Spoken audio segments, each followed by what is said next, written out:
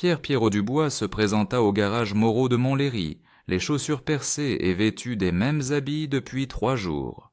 Il serrait contre lui un sac élimé contenant les quelques outils qu'il n'avait pas encore vendus pour se nourrir.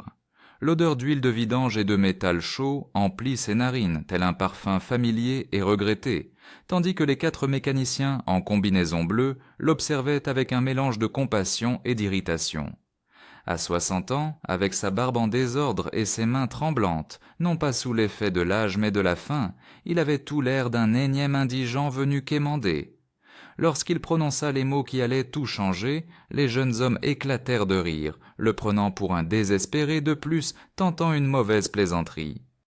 Ils ignoraient alors qu'il se moquait de Pierre Dubois, le légendaire sorcier des moteurs, l'homme qui avait remporté 3 fois Le Mans, qui avait métamorphosé des carcasses en bolides de Formule 1 et qui avait fait rêver des générations entières avec ses créations audacieuses. Un génie sombré dans l'anonymat suite à un accident qui avait brisé sa carrière et sa vie de famille, aujourd'hui contraint de mendier un emploi dans le garage même où, 40 ans plus tôt, il était entré en héros. Cependant, lorsque la Bugatti du propriétaire refusa de démarrer et que personne ne put identifier la panne, le destin s'apprêtait à dévoiler la véritable identité de cet homme que tous considéraient moins comme fini. Le garage Moreau vibrait de cette agitation matinale propre aux ateliers de la région parisienne. Les 4 mécaniciens, Antoine, Louis, Julien et Maxime, s'apprêtaient à entamer une nouvelle journée de labeur entre des BMW allemandes et des Audi de luxe. Aucun n'avait atteint la trentaine, tous étaient nés des enfants de l'ère numérique, formés aux ordinateurs de bord et au diagnostic électronique, habitués à solutionner les pannes en connectant des câbles et en lisant des codes d'erreur sur des moniteurs. Pierre Dubois pénétra dans ce temple de la mécanique contemporaine, tel un spectre surgi d'un autre temps. L'homme qui franchissait le seuil semblait appartenir à une autre époque. Cheveux blancs en bataille, barbe hirsute et des vêtements qui, autrefois élégants, portaient désormais les stigmates de nuits passées à la dure. Ses mains étaient celles d'un homme qui avait passé sa vie à façonner le fer et l'acier. Elles étaient noueuses, couvertes de petites cicatrices, mais ses doigts conservaient une finesse qui témoignait d'une précision chirurgicale que le temps avait estompée. À 60 ans, Pierre en paraissait 10 de plus. 3 années d'errance après sa faillite définitive avaient non seulement creusé de profondes rides sur son visage, mais aussi dans son âme. L'homme qui, 40 ans auparavant, avait émerveillé le monde avec ses moteurs extraordinaires, peinait désormais à tenir un sac de toile renfermant les derniers outils rescapés de la liquidation de ses biens. Son parcours fut celui d'un astre qui avait brillé de 1000 feux dans le firmament de l'automobile avant de s'éteindre dans l'oubli le plus complet. Surnommé le magicien des moteurs par la presse internationale des années 70 et 80, Pierre Dubois avait bouleversé l'univers de la course avec des innovations qui relevaient de la science-fiction. Il avait remporté Le Mans 3 années de suite, de 1975 à 1977, avec des moteurs qu'il concevait et assemblait lui-même, et avait mis au point le système d'injection qui équipe encore les Ferrari les plus performantes. En 1987, lors des essais de ce qui devait être son chef-d'œuvre, une voiture conçue pour dépasser les 400 km/h, une défaillance de structure, provoqua un accident qui coûta la vie au pilote d'essai et blessa grièvement Pierre. Les procès qui s'ensuivirent, les demandes de dommages et intérêts colossales et la perte de tous ses brevets pour régler les compensations transformèrent le génie en un homme ruiné. Durant les années 90, il avait tenté de se relever en ouvrant de modestes garages qui, l'un après l'autre, firent faillite. Sa femme l'avait quitté en 1995, emmenant avec elle leur fils unique, las de partager la vie d'un homme qui ne parlait que de moteurs qu'il ne pouvait plus construire. L'effondrement total survint 3 ans plus tôt, lorsque son dernier petit atelier dut fermer ses portes. Pierre s'était retrouvé sans abri à 57 ans, forcé de dormir dans sa voiture jusqu'à ce qu'ils doivent s'en séparer également. Les 4 jeunes mécaniciens échangèrent des regards goguenards quand Pierre proposa de faire une réparation en échange d'un repas chaud.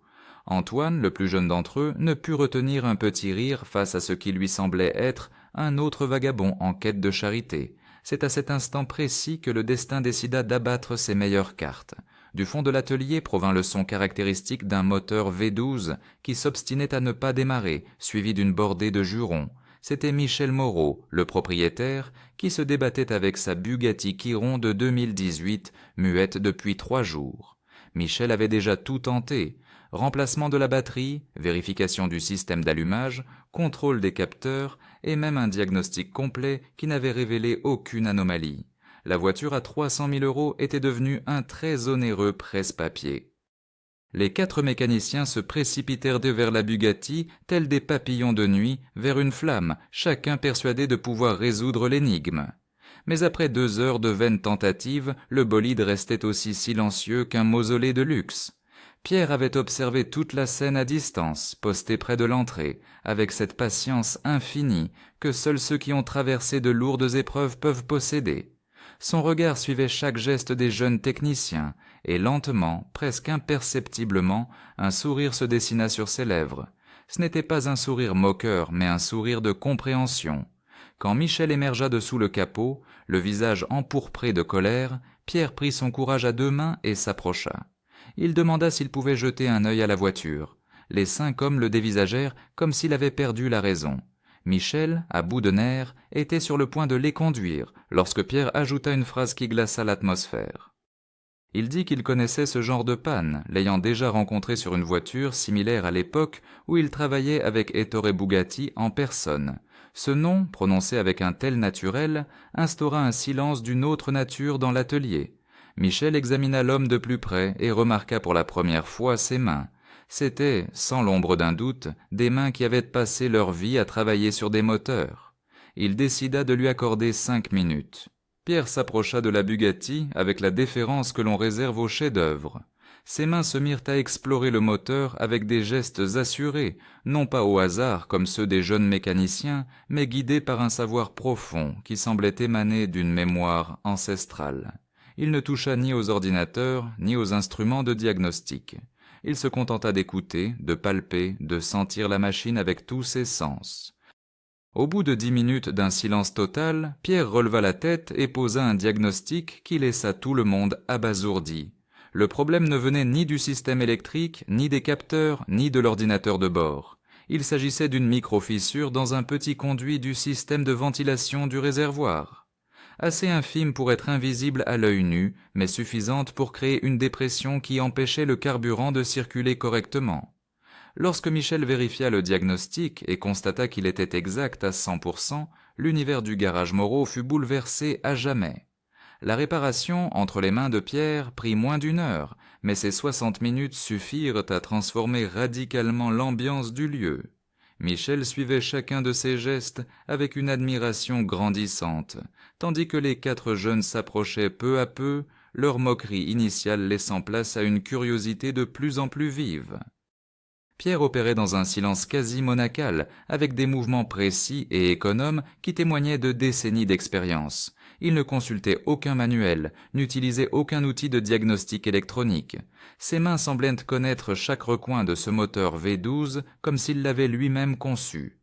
Lorsqu'il tourna enfin la clé et que le moteur s'éveilla dans un rugissement glorieux, un silence lourd de sens s'installa dans le garage. Michel regarda Pierre avec des yeux entièrement nouveaux. La curiosité l'emportant sur la prudence, il commença à lui poser des questions de plus en plus directes. Qui était réellement cet homme? Comment parvenait-il à diagnostiquer des pannes qui échappaient aux technologies les plus avancées? Pierre hésita un instant avant de répondre. Cela faisait des années que personne ne s'était intéressé à son passé avec une curiosité sincère. Doucement, d'une voix qui gagnait en assurance à chaque mot, il se mit à raconter. Il parla de ses années chez Bugatti, dans les années 70, lorsque la firme de Molsheim était encore un laboratoire d'expérimentation. Il décrivit comment il avait mis au point le système de refroidissement qui avait permis aux Bugatti de rivaliser avec les Ferrari dans les courses d'endurance. Les 4 jeunes écoutaient, bouche bée. Antoine, celui-là même qui riait 1 heure plus tôt, était désormais suspendu à ses lèvres lorsqu'il expliquait comment il avait résolu le problème des vibrations sur les moteurs V12. Louis prenait des notes mentales pendant que Pierre détaillait pourquoi les systèmes électroniques modernes ne remplaceraient jamais l'oreille d'un mécanicien d'expérience. Ce fut lorsque Michel lui demanda son nom complet que l'atmosphère bascula. La réponse, Pierre Dubois, résonna dans le garage comme un coup de tonnerre. Michel sursauta comme s'il venait d'entendre le nom d'un fantôme. Pierre Dubois, le magicien des moteurs, l'homme qui avait enflammé l'imagination de toute une génération de passionnés d'automobile.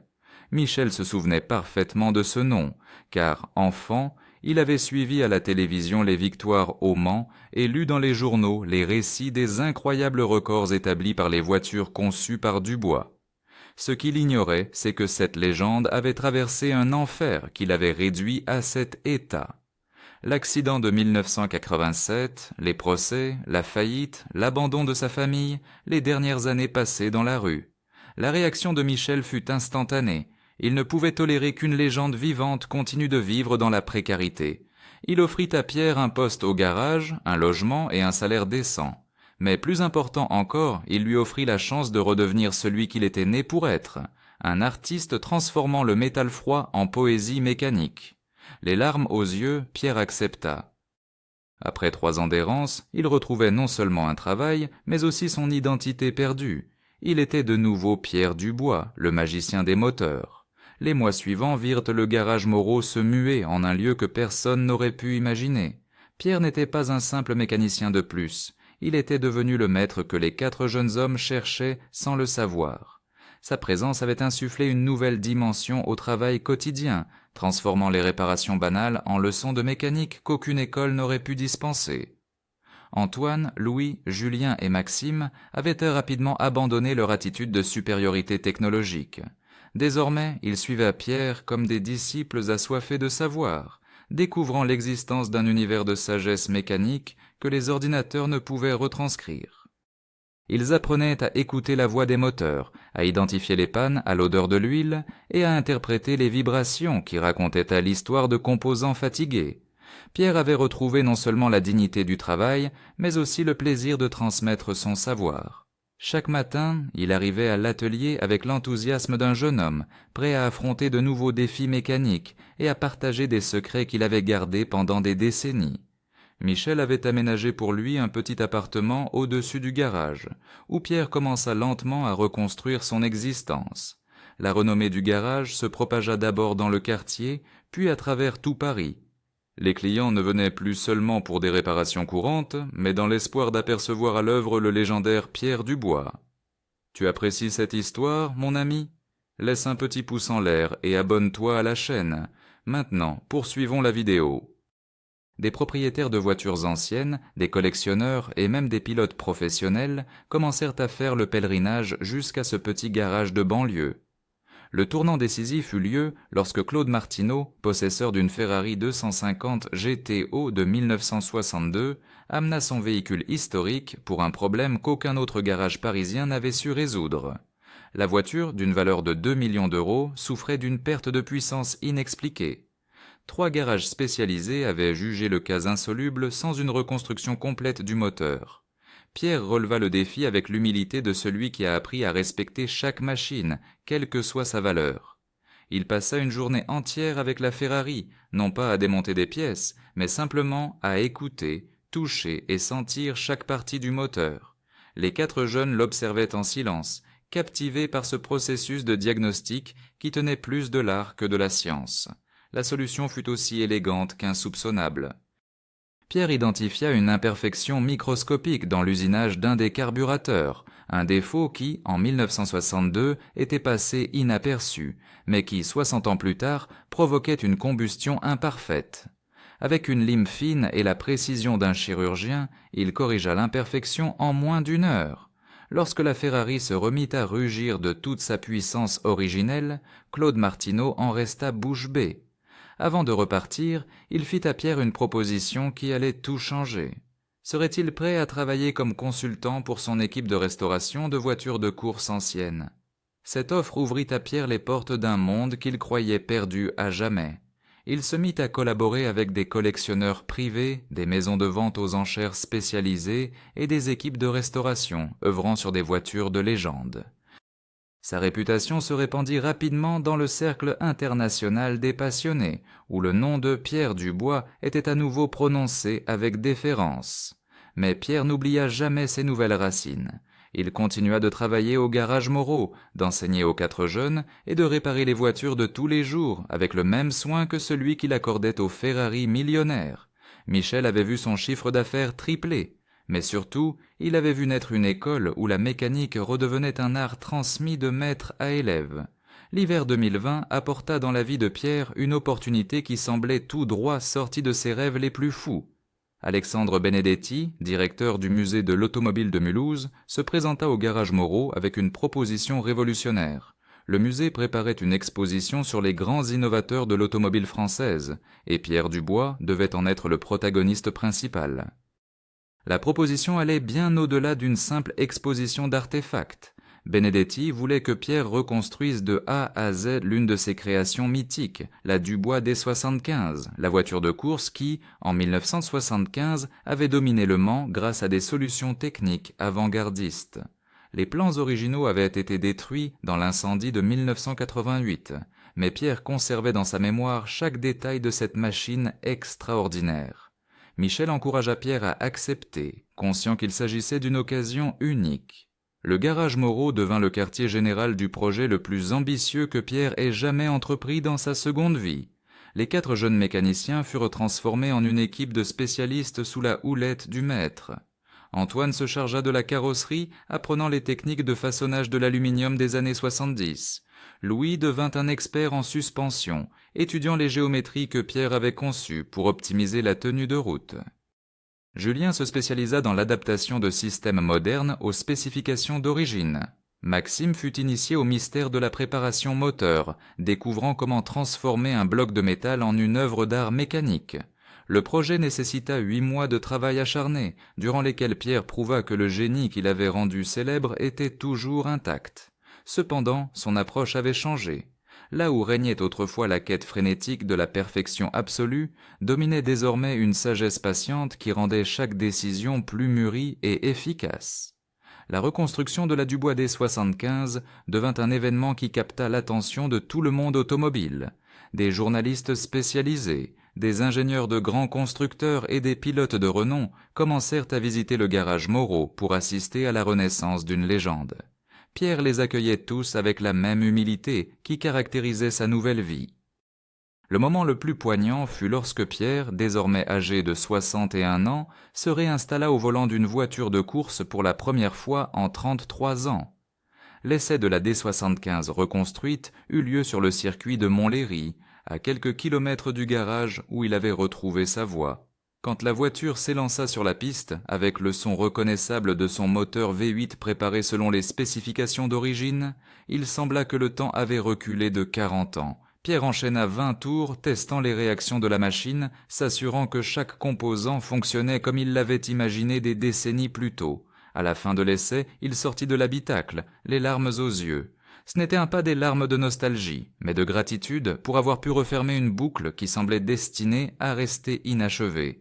L'exposition au musée de l'automobile de Mulhouse fut un triomphe retentissant.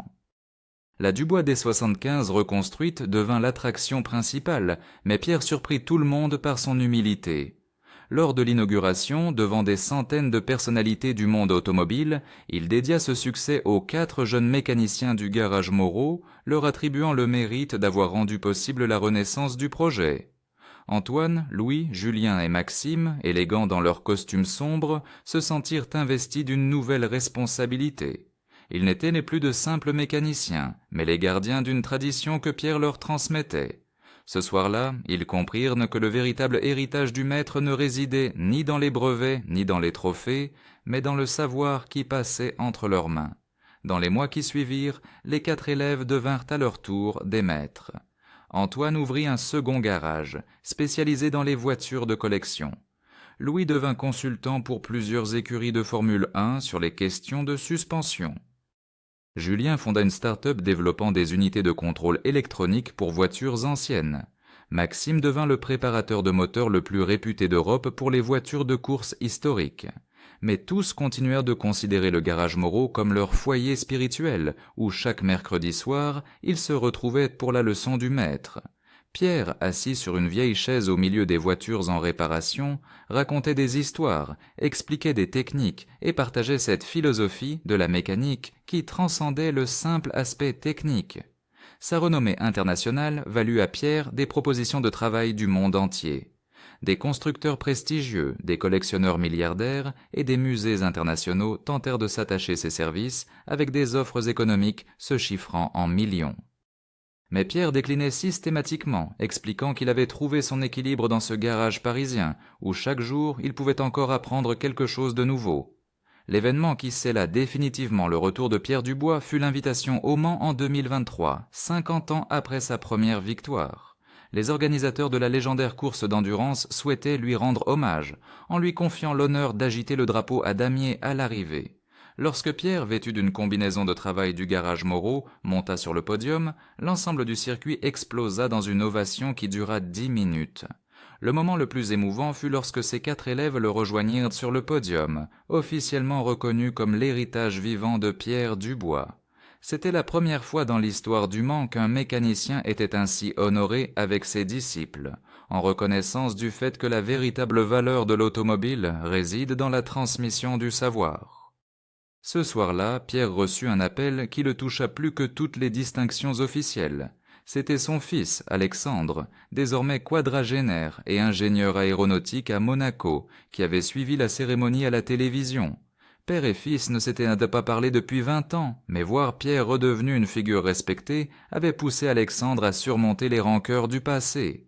Leurs retrouvailles, quelques semaines plus tard au garage Moreau, furent chargées d'émotions trop longtemps contenues. Alexandre avoua avoir toujours suivi de loin la carrière de son père, ayant été fier de ses succès, mais aussi effrayé par ses échecs. Voir Pierre reconstruire sa vie à partir de rien, sans jamais perdre sa dignité, l'avait convaincu qu'il était temps de renouer leurs liens brisés. Pierre accueillit son fils avec la même humilité qu'il réservait à quiconque franchissait la porte du garage. Il n'y eut aucun reproche pour les années de silence, aucune récrimination sur le passé. Seulement la joie de pouvoir partager avec Alexandre la sagesse acquise à travers la souffrance et la renaissance. 3 ans après l'exposition de Mulhouse, le garage Moreau était devenu bien plus qu'un simple atelier de mécanique. C'était un lieu de pèlerinage pour quiconque souhaitait comprendre la véritable essence de l'automobile. Pierre Dubois, maintenant âgé de 64 ans mais doté d'une vitalité remarquable, avait transformé ce modeste espace en une cathédrale de la mécanique où se célébrait chaque jour le miracle de la transformation du métal en mouvement. Michel avait plusieurs fois proposé à Pierre de devenir son associé, mais ce dernier avait toujours refusé, préférant son rôle de gardien de la mémoire mécanique. Son salaire lui suffisait amplement pour vivre dignement dans son petit appartement au-dessus de l'atelier. Sa véritable richesse résidait dans les liens humains qu'il avait tissés au cours de ces années de renouveau. Le garage Moreau continuait de vivre et de prospérer, désormais célèbre dans le monde entier, comme l'école de Pierre Dubois. Chaque jour, de jeunes mécaniciens de tous les continents se présentaient, espérant être acceptés comme apprentis par le maître. Et Pierre les accueillait tous, reconnaissant en chacun le jeune homme démuni et avide de connaissances qu'il avait lui-même été 60 ans plus tôt. Son histoire était devenue une légende, mais une légende vivante qui continuait de s'écrire et de se transformer chaque jour. Pierre avait appris la leçon la plus importante de la vie. Le véritable succès ne se mesure pas à ce que l'on acquiert pour soi, mais à ce que l'on parvient à laisser aux autres, et son héritage, fait de savoir-faire mécanique, d'humilité acquise et de passion transmise, continuerait d'inspirer des générations de mécaniciens bien après que son nom ne soit plus qu'un souvenir.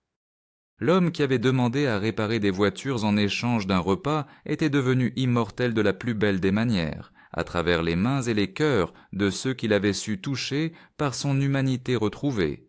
Chaque moteur qui vrombissait dans le garage, chaque jeune qui apprenait à ressentir l'âme des machines, chaque réparation effectuée avec amour et compétence portait la marque invisible de son enseignement. Pierre avait prouvé que le vrai génie ne meurt jamais. Il peut seulement être temporairement enseveli par les circonstances, et lorsqu'il trouve le moyen de refaire surface, il illumine non seulement sa propre vie, mais aussi celle de tous ceux qui ont la chance de croiser son chemin.